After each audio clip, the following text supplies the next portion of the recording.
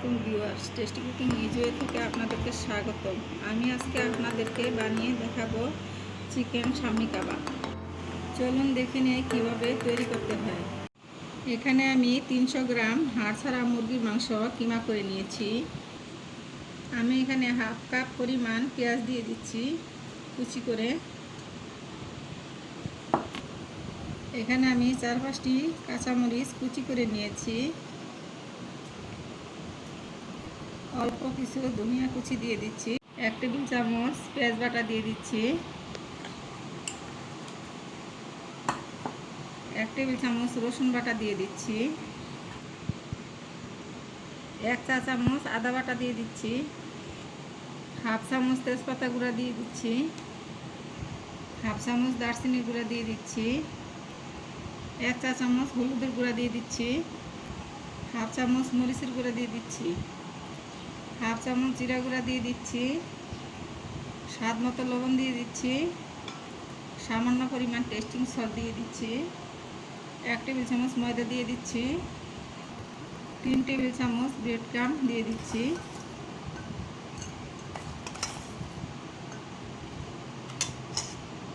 একটি ডিমের সাদা অংশ দিয়ে দিচ্ছি। এখন আমি সবগুলি উপকরণ একসাথে মাখিয়ে নিব।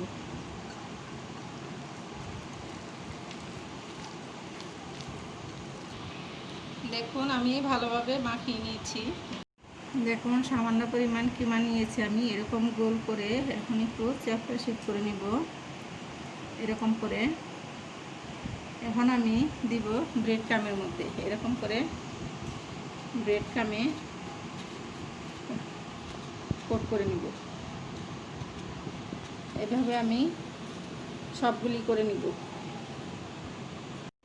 দেখুন এভাবে আমি সবকটি কাবাব তৈরি করে নিয়েছি। আপনারা চাইলে ফ্রিজে এটা সংরক্ষণ করেও রাখতে পারেন, যখন মন চায় আপনাদের তখনই ভেজে খেতে পারেন। এখন প্যানে তেল দিয়েছি, তেল গরম হয়ে গিয়েছে। এখন আমি এক এক করে কাবাবগুলি দিয়ে দিচ্ছি। দেখুন কতটুকু পরিমাণ তেল দিয়েছি, আপনারা তো দেখতেই পাচ্ছেন। এরকম করে আপনারা তেল দিয়ে ভাজবেন। কাবাবটা পুরোপুরি ডুবে যাবে না, অল্প কিছু ডুববে আর কিছুটা বসে থাকবে।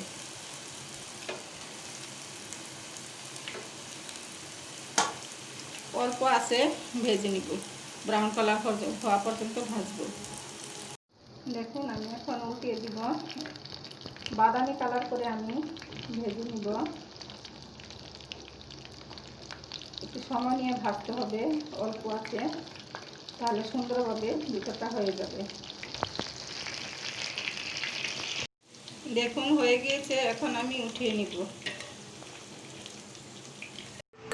দেখুন তৈরি হয়ে গেল চিকেন শামি কাবাব। এটি খেতে খুবই অসাধারণ, আপনারা অবশ্যই বাসায় ট্রাই করবেন।